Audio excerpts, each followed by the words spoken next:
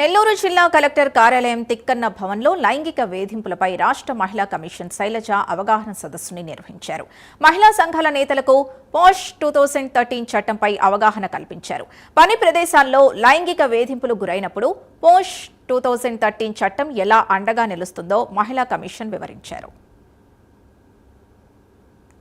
లైంగిక వేధింపుల మీద మేము district wise actually government office హెచ్ఓడీస్తో అలాగే ప్రైవేట్ ఆర్గనైజేషన్స్తో అంటే బ్యాంక్స్ కానివ్వండి, కాలేజెస్ కానివ్వండి, స్కూల్స్ కానివ్వండి, వీళ్ళందరితో కూడా మీటింగ్స్ పెడుతున్నాము. దాంట్లో భాగంగా ఈరోజు నెల్లూరు రావటం జరిగింది.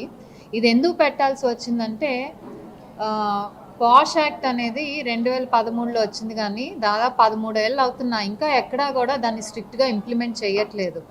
ఎందుకంటే నంబర్ ఆఫ్ కంప్లైంట్స్ ఏదైతే మా దగ్గరికి వస్తున్నాయో దాని మీద బేస్ చేసుకొని మాకు అర్థమైంది ఇది ఎక్కడా కూడా పాష్ యాక్ట్కి సంబంధించి ఇంటర్నల్ కంప్లైంట్స్ కమిటీ అనేది ఫామ్ అవ్వట్లేదు.